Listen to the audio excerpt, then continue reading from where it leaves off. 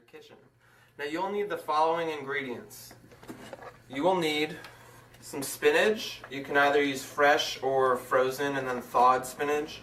This right here is just frozen spinach that's had to have been thawed for the past I don't know, a couple hours.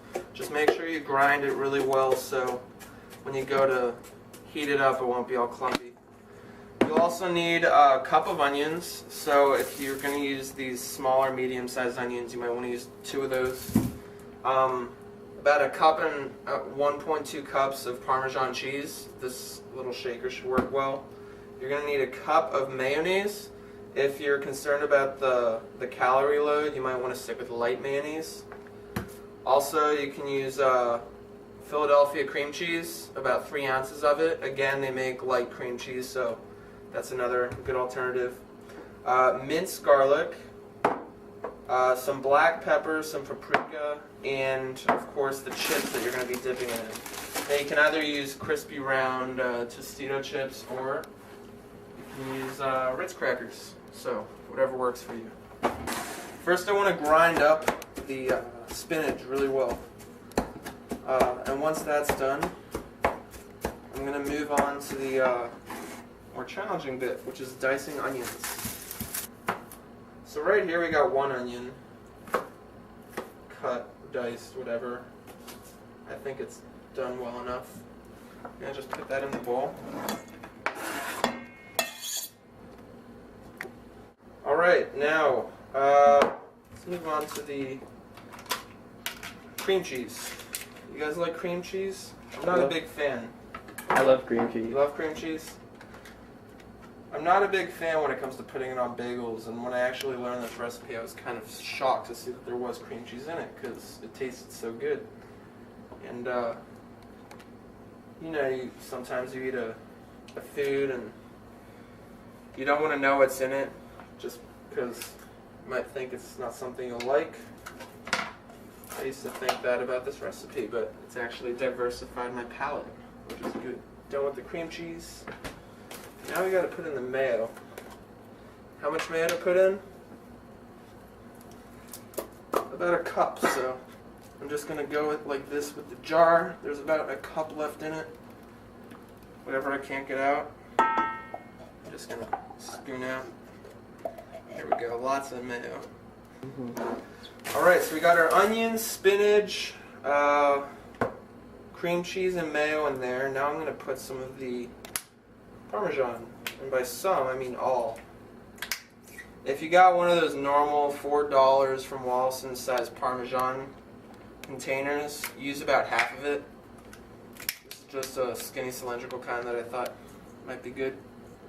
So yeah, just dump it in there, make sure you get it all out. The garlic. You're supposed to put some minced garlic. Now, that's your call. I just, like Emerald says, put a pinch so there's some garlic in it. I think 3 cloves is the rule of thumb. Black pepper, 1/8 of a spoon, or just dump it at your heart's desire. You're going to need the paprika and the black pepper for later. Also, when you're setting the oven, you want to make sure you set the oven to 350 degrees. Make sure you preheat it before you put it in. That way your spinach dip, you know, gets the most out of the energy in the oven. And you got to mix this all really thoroughly. This could take anywhere from 2 to 15 minutes. So, yeah.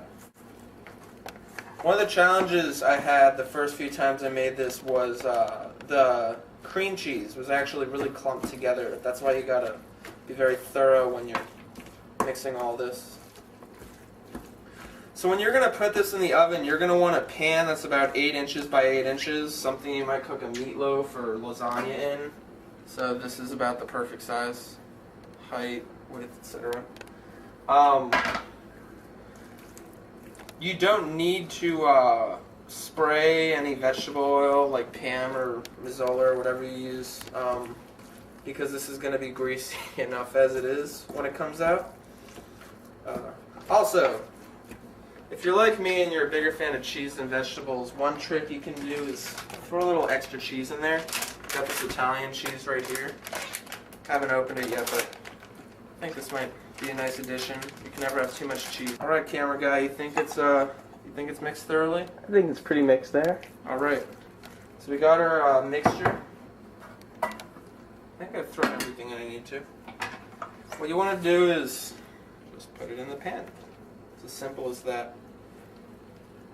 I mean, I never really cooked before this semester, and even I was able to figure this out. So, isn't it amazing what you can learn from the internet? How to cook. And we're actually going to want to clean this up later, because, I don't know, it makes a great bowl for serving chips in. So make sure you flatten this out evenly. It's not going to rise or anything while it's in there, which is nice. And last thing I do is I evenly sprinkle a little black pepper on the top, and then the paprika. What I like about the paprika, it gives it that like brownish color, so when it's in the oven long enough, it sort of looks crispy and tastes really good. Best spinach dips are the one that have the crunch to it, the ones where you can go to the edge of the bowl and you know there's like that crispy piece there. Some people aren't a fan of that. I happen to be, and I haven't been wrong with the people I've cooked this for. So now we're going to put this in the oven, which should be at about 350 degrees by now. And leave it in there for the next 25 minutes. Put my handy timer right there. Make sure I turn my oven off. That's key. Yeah, you can start a fire that way. And then, this smells amazing. Take out the spinach dip. Place it on your stove and not your counter. Again, you can start a fire. And here we go. We'll bring it up to you. So long that I don't burn myself. See, it's sizzling. Looks good, doesn't it? Mm-hmm. Yeah, so there you go. You grab a chip. You dip it in. You might want to wait a couple seconds because it's hot, as the steam will prove. See it steaming? Oh, I see it steaming. I'm gonna go for it, okay?